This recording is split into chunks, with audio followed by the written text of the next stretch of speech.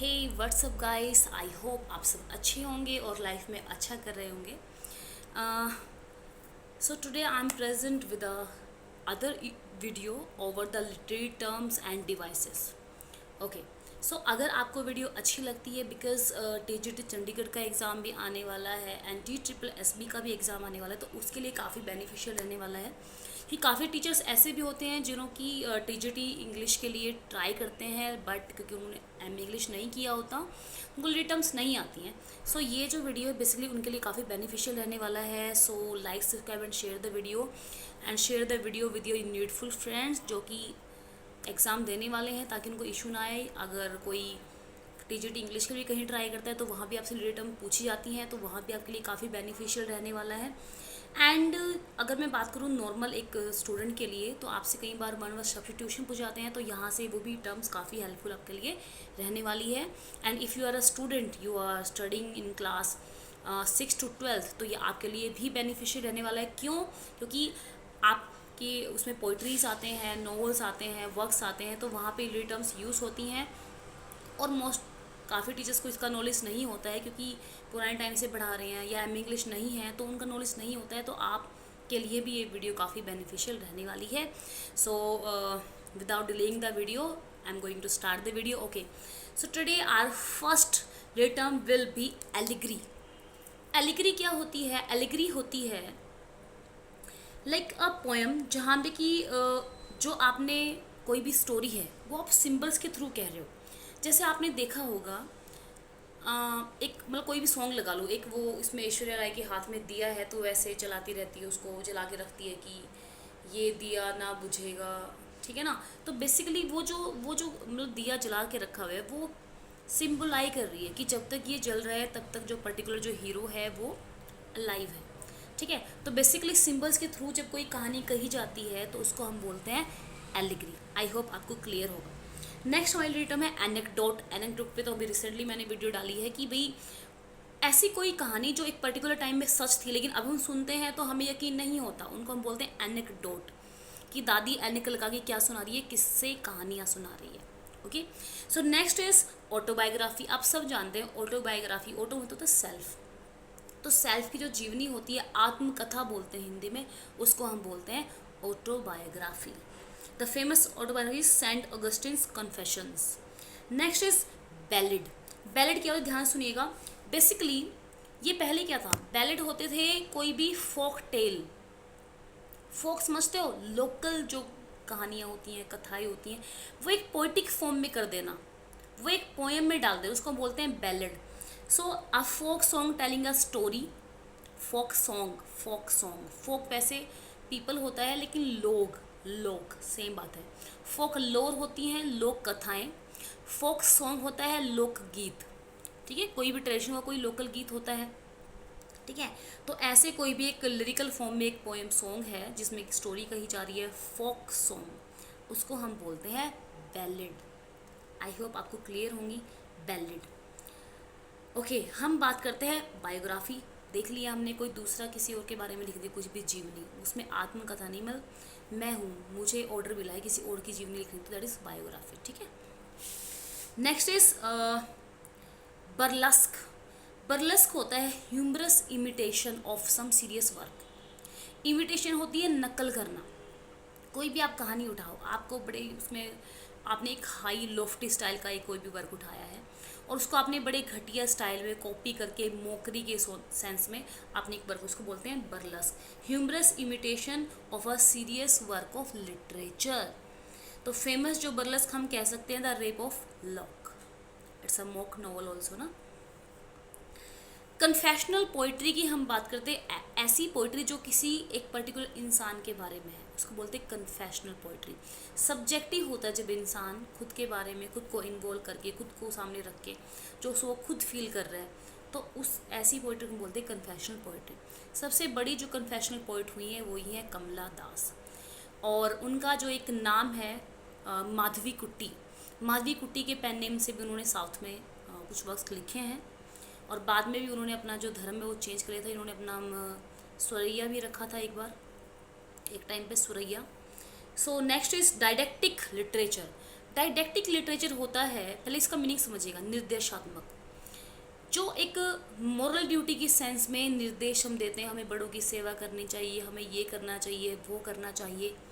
तो एक डायडेक्टिक पोइट्री होती है निर्देशात्मक, किसी को सुधारने के लिए, मॉरल ड्यूटीज़ बढ़ाने के लिए। तो इस तरह की पोइट्री को बोलते हैं डायडेक्टिक पोइट्री। ठीक है, नेक्स्ट है आपका डर्स।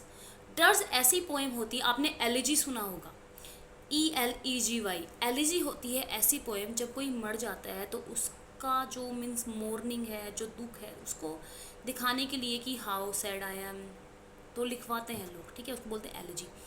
डर्स is also a kind of that particular poem. ऐसी पोएम जो किसी के मरने पे, किसी के दुख में, किसी के गम में लिखी जाए, उसको हम बोलते हैं डर्स। दो वर्ड और होते हैं, थ्रोनिडी एंड मोनिडी, इसका मतलब भी सेम ही होता है। ठीक है, एलिजी, डर्स, थ्रोनिडी एंड मोनिडी, सेम मतलब होता है इनका। जो फेमस एक पोएम हुई है और लाइलैक्स ब्लूम, जो कि एक एलिजी थी अब्राहम लिंकन पे, रिटन बाय वोल्ट विटमैन, काफ़ी फेमस है, वोल्ट विटमैन ने लिखा था। नेक्स्ट है ड्रामा।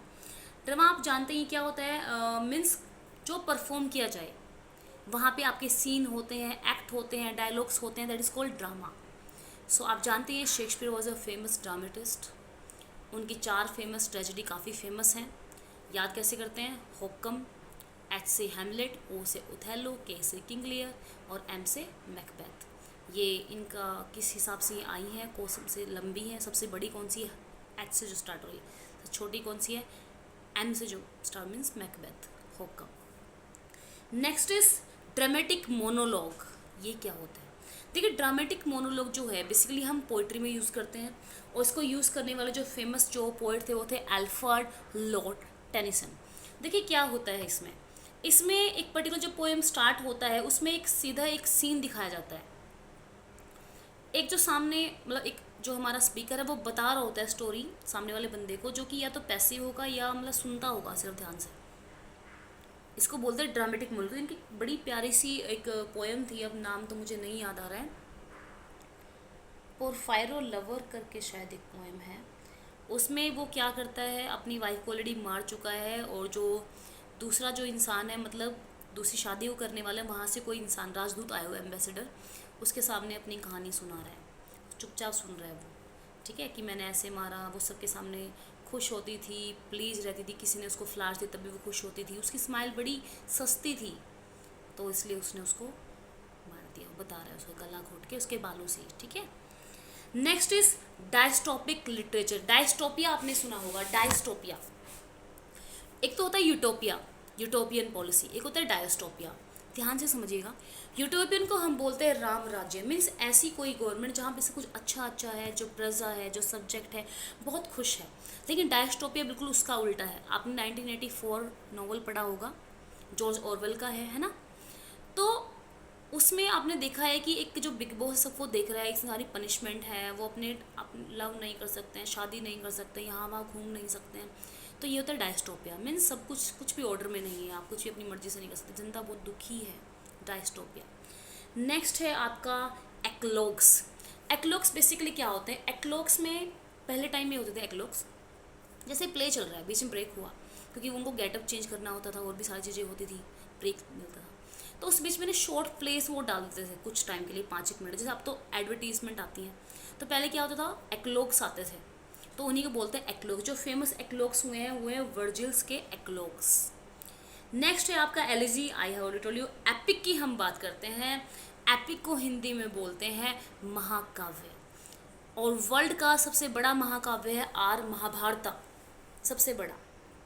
ठीक है, तो एपिक होता अ नरेटिव पोएम, जिसमें एक स्टोरी होती है। इसमें काफ़ी सारे फीचर हैं कि शुरू में एक इन्वोकेशन होगी, मीन्स आरती वारती होती है, पूजा होती है, उसमें एक हीरो होता है जो कि अपनी जर्नी पर निकलता है, सुपर नेचुरल एलिमेंट आपको वहाँ मिलते हैं, उसकी एक जर्नी मिलती है, काफ़ी एडवेंचरस टास्क वो करता है। तो आपने फेमस सुना होगा जॉन मिल्टन का है पैराडाइज लॉस्ट, दैट्स है एपिक, राइट। ओके, नेक्स्ट हम बात करते हैं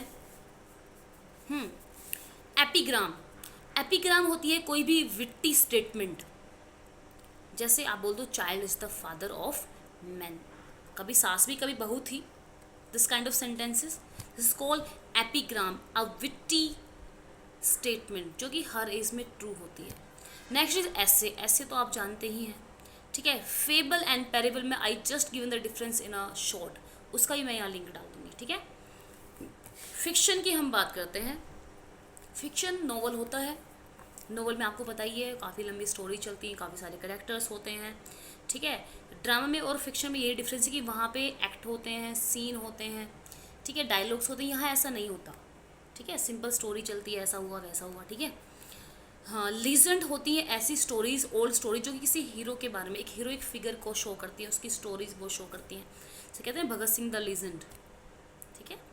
नेक्स्ट है लिरिक। लिरिक होती है short poetic composition that can be, single speaker बोल रहा है, और मोस्ट ऑफ जो पोएट्री होती है वो लिरिकल ही होती है, दैट कैन बी संग, lyrical mean that can be संग।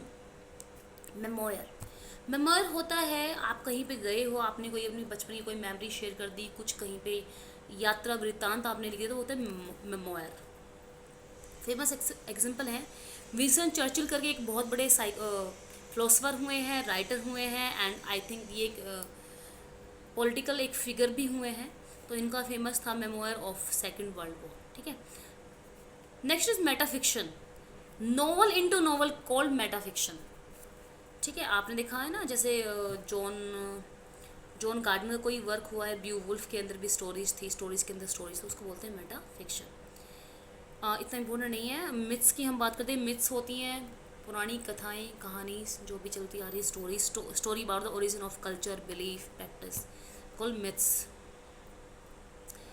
नोयर, देखिए noir it's not so important, but I am going to tell you about it. It's a fixed genre, ये एक फिक्स्ड जोनर है जो कि 1940 में काफ़ी पॉपुलराइज्ड हुआ। इसमें क्या होता है, इसमें ना एक डिसइल्यूजन, एक प्रोटोगोनिस्ट होता है। प्रोटोगोनिस्ट कौन होता है? हीरो। अभी रिसेंटली मुझसे प्रोटोगोनिस्ट पूछा गया था एक इंटरव्यू के during in written test. So film noir, तो कोई भी जो टर्म है ये बेसिकली वहीं से आई है। क्लासिक एग्जाम्पल है इसका रेमंड शैंडलर हुए हैं, big sheep and so it's not so important, आज तक किसी एग्जाम में नहीं है, वी कैन स्किप इट।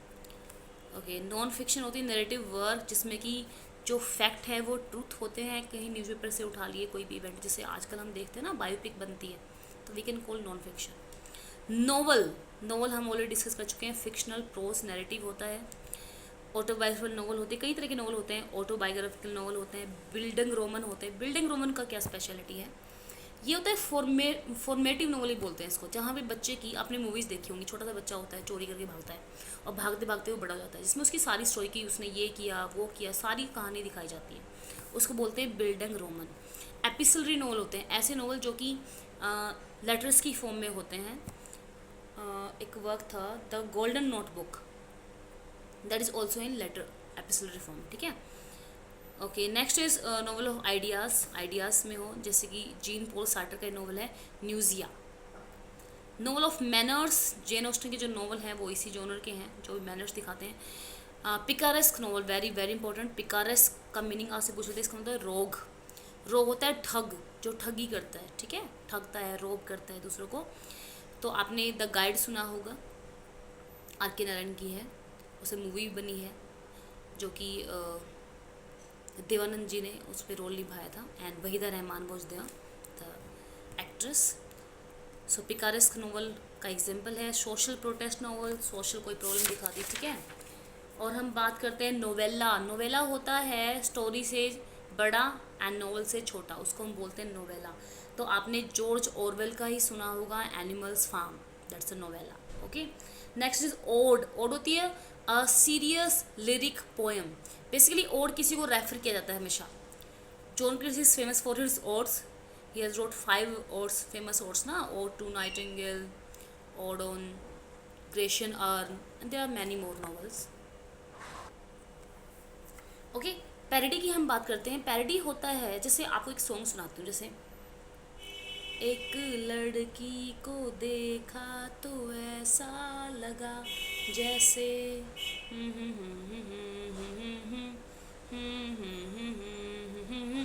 अब मैं इसको ऐसे बोल दूँ, एक नेता को देखा तो ऐसा लगा जैसे फालतू का शोर, जैसे कोई महाबोर जैसे, ठीक है। सो बेसिकली मैंने इसको पैरोडाइड कर दिया, समझ में आया? तो ऐसे ही नॉवेल्स भी होते हैं जैसे उनकी फॉर्म में, जैसे एक पेमेला रिवार्डेड, वर्चू रिवार्डेड, एक पेमेला एक नॉवल आया था रिचर्डसन का, उसकी मॉकरी की फॉर्म में हेनरी फील्डिंग ने एक वर्क लिखा था, ठीक है। तो ऐसे पैरोडाइड किया गया था। तो पैरोडी क्या होता है? Humorous and satirical imitation of particular, एक अच्छा वर्क था उसका आपने इमिटेशन किया है। हेनरी मैंने कहा ना नाम था उसका, शमेला, हेनरी फील्डिंग ने वर्क लिखा शमेला। और ये किसकी पैरोडी थी भाई? सैमुअल रिचर्डसन की पेमेला द वर्चू रिवॉर्डेड। एक एग्जाम में पेमेला का पूरा नाम भी पूछा गया था, Pamela the Virtue Rewarded. Okay, next it means pastiche. Pastiche होता है कोई भी वर्क जो आपने पुराने जो राइटर है उनका स्टाइल कॉपी कर लिया है। जैसे आप कई सॉन्ग भी देखते हो ना कि कोई सॉन्ग का स्टाइल यूज़ करके या कोई भी स्टाइल यूज़ करके आप किसी और राइटर की स्टाइल को यूज़ करके आप कोई वर्क लेते हैं, पेस्टिश। स्पेलिंग क्या है? PASTICHE, pastiche. Next is pastoral. Pastoral होता है that is related to shepherd, ग्रामीण, ठीक है। शेपर्ड्स के थ्रू कोई भी पोएम आप बोल दो, कोई स्टोरी आप बोल दो, उसको बोलते हैं पेस्टोरल नोवेल या pastoral poetry. Okay, pastoral. Next play. Play आपको पता ही है प्ले क्या होते हैं। Play that can be performed on a theatre, that is called play. So play में कॉमेडी होती है, एपिक थिएटर होता है एंड फार्स होता है। फार्स होता है low kind of comedy, that is called farce. Okay, so next is miracle play. Miracle play basically saint, जो साधु संत हुए हैं उन्होंने क्या चमत्कार किए हैं, जैसे बहुत सारे हैं ना अपने ग्रंथ छपवा के रखते हैं, ये चमत्कार हुआ, वो चमत्कार हुआ। तो जो सेंट की जो स्टोरीज हैं उनको हम बोलते हैं मिरेकल प्ले। जैसे बोलते हैं यीशु मसीह थे, उनके हाथ लगाने से जो मरीज थे या बड़ी बीमारी जिनको लगी थी वो ठीक हो जाया करते थे, ठीक है। Next is morality play. आपको पता ही है मोरालिटी प्ले भी 16-17 सेंचुरी में ज़्यादा फेमस थे, एलिगरी के थ्रू। दृष्टांत एक प्रोग्राम आता था, हम छोटे थे ना तब आता था, तो इसी तरह का होता था। प्रॉब्लम प्ले में एक प्रॉब्लम डिस्कस होती है, और ट्रेजिडी आप जानते ही हैं जहाँ पे कि लास्ट में सब मर जाते हैं, ठीक है, ट्रेजिडी होती है। वन एक्ट प्ले जिसमें वन एक्ट होगा। ट्रेजिक कॉमेडी, ट्रेजिक कॉमेडी होती है जिसमें कॉमेडी भी होती है और साथ में सब मर भी जाते हैं, ऐसी कॉमेडी बोलते हैं ट्रेजिक कॉमेडी, ठीक है। फनी चीज़ें भी होती हैं और लोग मर भी रहे होते हैं, ट्रेजिक कॉमेडी। जैसे शेक्सपियर का एक फेमस नॉवल है, आई थिंक नाम क्या है, एक्चुअली भी नाम याद नहीं आ रहा है मुझे, उसका क्वेश्चन भी बनाए कई बार, शायद इसमें दिया हो। The Winter's Tale. The Winter's Tale is in the category of tragic comedy, the Winter's tell.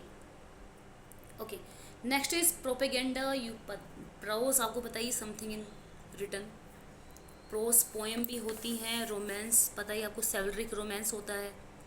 Satire क्या होता है? सटायर होता है जैसे कोई भी सोशल प्रॉब्लम है या आप सरकेस्टिकली कोई पर्टिकुलर मुद्दे को आप कह रहे हो, ठीक है, तो उसको बोलते हैं satire. A work that expose to ridicule the shortcomings of society, particular individuals की हो सकती हैं।